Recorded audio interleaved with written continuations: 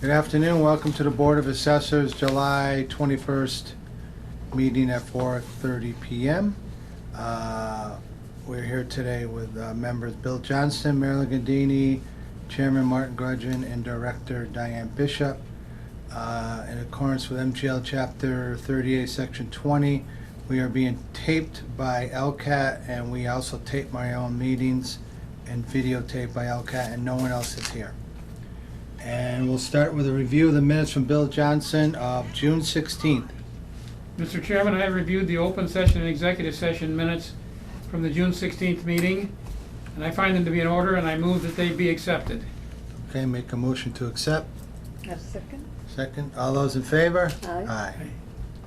Aye. We have some administrative duties here. We got warrants.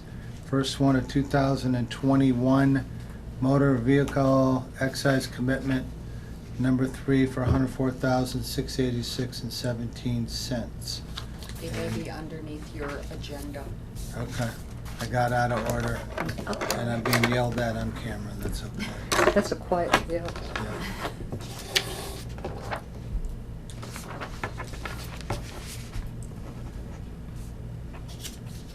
And we have a fiscal year 21 supplemental real estate warrant of $1,179.15.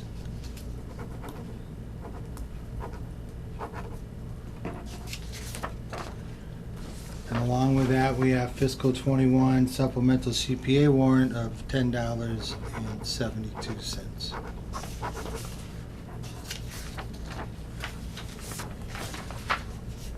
And we have reports. We got motor vehicle excise abatement report for the month of June of 2020 and June of 2021, totaling $8,549.06.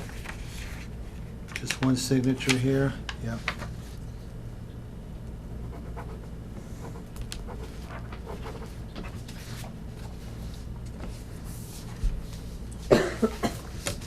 Right along, revised notice of a commitment to accountant for the month of May.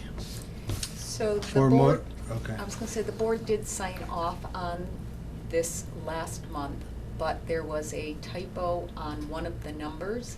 Although Okay. the warrant was correct, it was typed incorrectly on here, so they've asked us to sign off on it in case if the auditors ever pull that one, it matches with the warrant. So it is just revising the number. Okay, for the month of May. This is for motor vehicle excise for 3 years, or 3 periods. $484,197.96.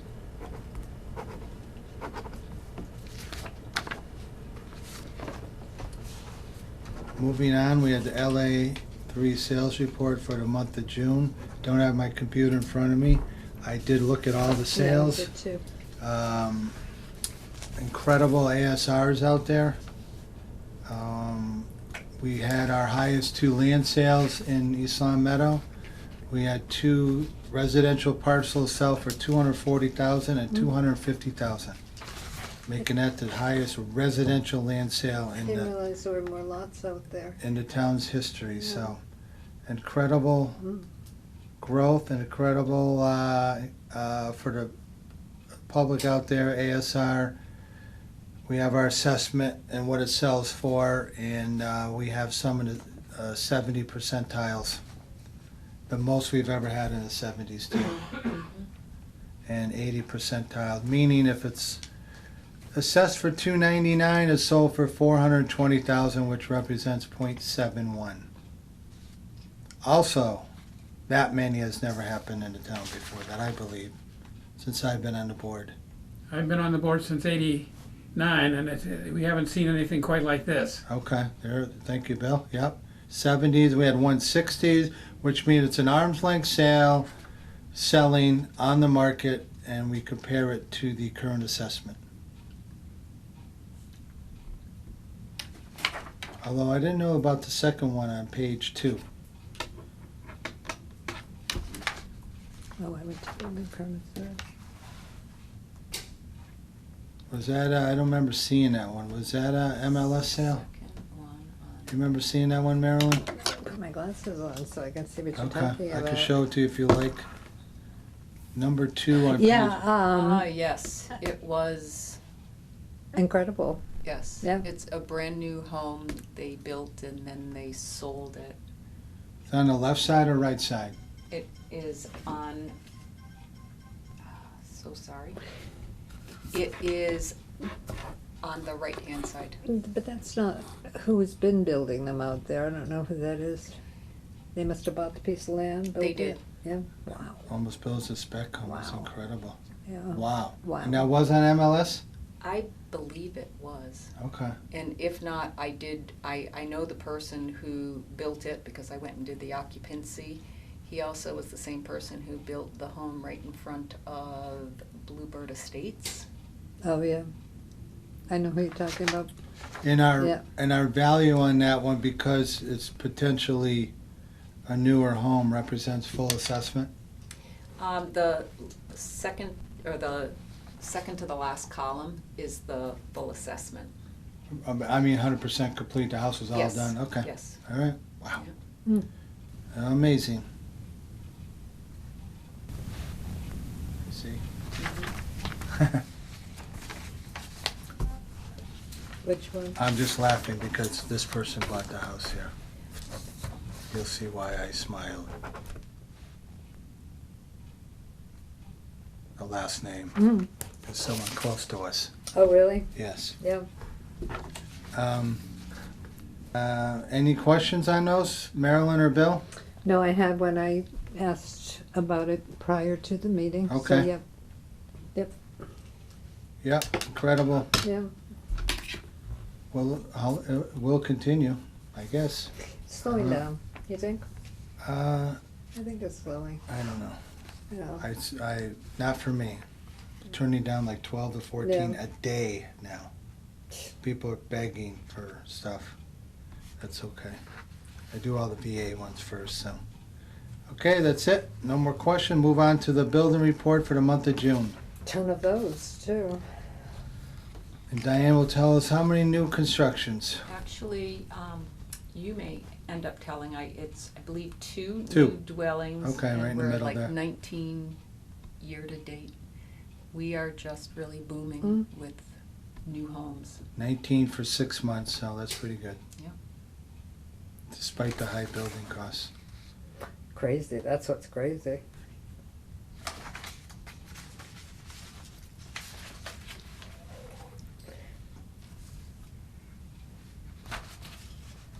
Anything else? Anything on building reports?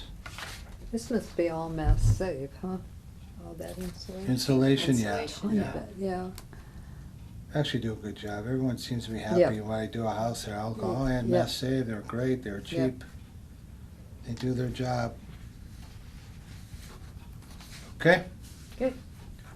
moving on to the director's report. Okay, so motor vehicle excise commitment 3, you just signed it a little earlier in the meeting. There were 587 bills. They are going out on July 23rd and they're going to be due on August 23rd. And that's for anyone who may have purchased a new vehicle and registered it not too long ago. The PVPC, or Pioneer Valley Planning Commission, notifies the Board of Assessors each year of what our assessment will be for the fiscal year. And it is budgeted for, and I have passed all of the information on to the Municipal Finance Director for the supporting documentation for the budgeting process.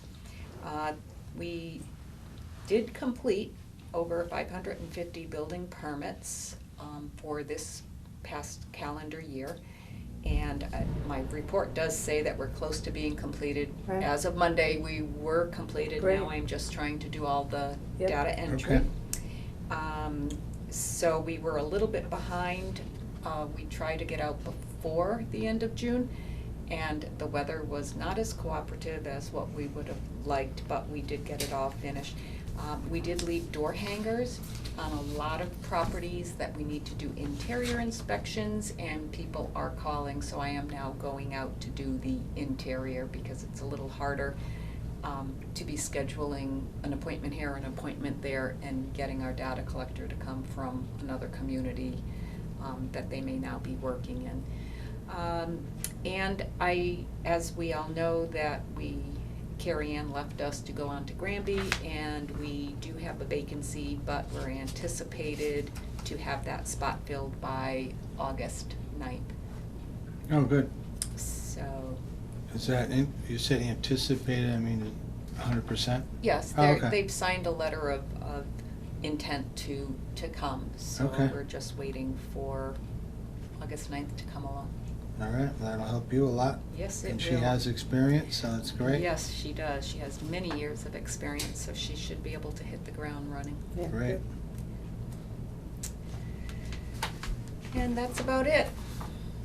That's it for director's report? Mhm.